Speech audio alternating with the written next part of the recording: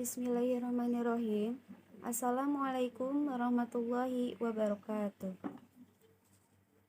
Halo semuanya, perkenalkan, nama saya Rita Silviani dengan NIM 2312700071. Di video pembelajaran kali ini, saya akan membahas materi yang bertemakan sejarah perkembangan Islam di Indonesia. Islam adalah agama yang dibawa oleh Nabi Muhammad SAW. Islam merupakan agama Allah yang diturunkan untuk seluruh umat manusia. Di dalamnya terdapat pedoman dan aturan demi kebahagiaan di dunia dan akhirat. Ada 3 hal yang menjadi sendi utama dalam agama Islam itu sendiri, yakni iman, Islam, dan ihsan. Tahu gak sih, Indonesia itu merupakan negara muslim terbesar di dunia loh. Berdasarkan data terbaru dari World Population Review, Indonesia menduduki peringkat pertama dengan jumlah populasi pemeluk agama Islam di tanah air mencapai 231 juta orang. Kalian tahu nggak mengapa Indonesia menjadi negara muslim terbesar di dunia? Menurut para ahli, Islam dipandang sebagai ajaran agama yang ideal karena tidak mengenal sistem kasta, sehingga setiap pemeluknya memiliki egalitarianisme, yakni kesamaan atau kesetaraan hak tanpa adanya diskriminasi.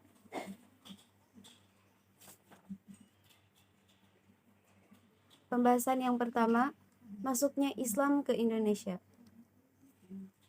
Sejarah mencatat bahwa Islam pertama kali masuk ke Indonesia pada abad ke-7 Masehi.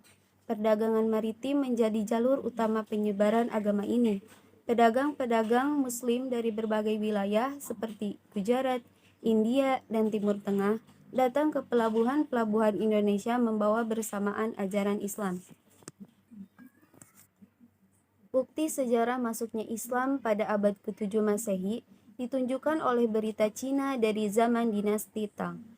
Catatan tersebut menerangkan bahwa pada 674 Masehi di pantai barat Sumatera telah terdapat perkampungan bernama Barus atau Fansur yang dihuni oleh orang-orang Arab yang memeluk Islam. Latar belakang masuknya agama Islam ke Indonesia diawali dengan adanya praktik perdagangan. Yang kedua, strategi dakwah Islam. Strategi dakwah Islam yang paling terkenal pada awal masuknya di Indonesia ialah perdagangan. Tetapi selain itu, masih banyak strategi lainnya yang dilakukan untuk menyebarkan agama Islam ke seluruh penjuru Nusantara. Strategi dakwah dilakukan melalui berbagai metode dan umumnya datang dengan damai. Terdapat 6 strategi dakwah yang digunakan untuk menyebarkan agama Islam di Indonesia, yakni perdagangan, pendidikan, perkawinan, kesenian, politik, dan juga pengobatan.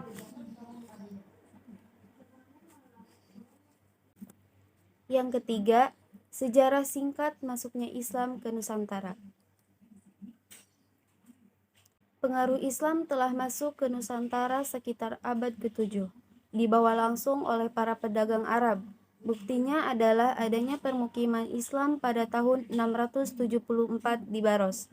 Uraian tersebut merupakan proses masuknya Islam dalam teori Arab atau Mekah.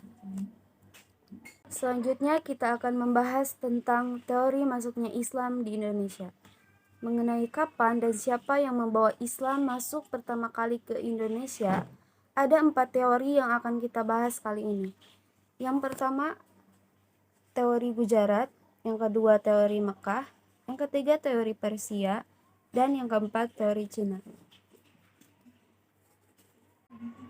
Teori Gujarat. Teori Gujarat adalah salah satu teori yang menjelaskan tentang Islamisasi di Indonesia. Para pencetusnya merupakan ilmuwan berkebangsaan Belanda, antara lain J. Pigeonapple, Christian Snow, Hortgronge, dan Jean-Pierre Marquet. Buktinya adalah batu nisan Sultan Malik As-Soleh di Pasai, Sumatera Utara, 1927 dan batu nisan Syekh Maulana Malik Ibrahim di Gresik yang punya kesamaan dengan batu nisan di Cambai, Gujarat, India. Yang kedua, teori Mekkah. Teori Mekkah merupakan teori baru yang muncul sebagai sanggahan atau penolakan terhadap teori Gujarat. Teori Mekkah mengemukakan bahwa Islam masuk ke Indonesia pada abad pertama Hijriah atau abad ke-7 Masehi. Adapun orang-orang yang membawa Islam ke Indonesia berasal dari bangsa Arab, terutama Mesir. Buktinya yaitu adanya perkampungan orang-orang Muslim di Barus, Sumatera Barat. Selanjutnya, teori Persia. Menurut buku Nuansa Kajian Tasawuf dan Budaya Lokal, karya Sokhin Huda dan Gozi, teori Persia didukung oleh P. A. Husain Jayadiningrat dan M. Dahlan Mansur.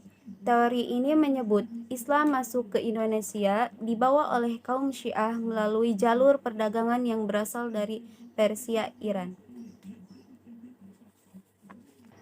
Buktinya adalah adanya peringatan 10 Muharram atau Asyura sebagai peringatan Syiah atas syahidnya cucu Nabi Muhammad SAW, yaitu Husain bin Ali bin Abi Thalib. Masyarakat saat itu membuat bubur syura dalam memperingati peristiwa tersebut. Yang terakhir, teori Cina. Teori Cina dikemukakan oleh Slamet, Mulyana dan Sumanto Al-Qurtubi. Mereka menjelaskan bahwa Islam masuk ke Indonesia sebab dibawa oleh perantau Muslim Cina yang datang ke Nusantara. Buktinya adalah Raden Patah, Raja Demak yang merupakan keturunan Tiongkok, penulisan gelar Raja-Raja Demak dengan istilah Cina, masjid-masjid yang memiliki arsitektur Tiongkok, dan catatan yang menyebutkan bahwa pedagang Tiongkoklah yang pertama menduduki pelabuhan-pelabuhan di Nusantara. Kesimpulannya adalah perkembangan Islam tidak lepas dari adanya para pedagang yang datang ke Indonesia dengan tujuan berdagang. Perkembangan Islam di Indonesia juga tidak lepas dari penyebar agama Islam yang dikenal dengan Wali Songo di Jawa dan Dato Talu di Sulawesi. Proses penyebaran Islam di Indonesia tidak lepas dari akulturasi dengan kebudayaan lama sebelum masuknya Islam. Beberapa akulturasi tersebut dapat dilihat di permainan tradisional, wayang, masjid yang tidak melepaskan ajaran Islam dan kebudayaan lama. Dan ada sedikit catatan dari saya. Jangan bersikap lemah sehingga diperas, dan jangan bersikap keras sehingga dipatahkan. Mungkin cukup sekian presentasi dari saya. Semoga bermanfaat. Kurang lebihnya mohon maaf. Wassalamualaikum warahmatullahi wabarakatuh.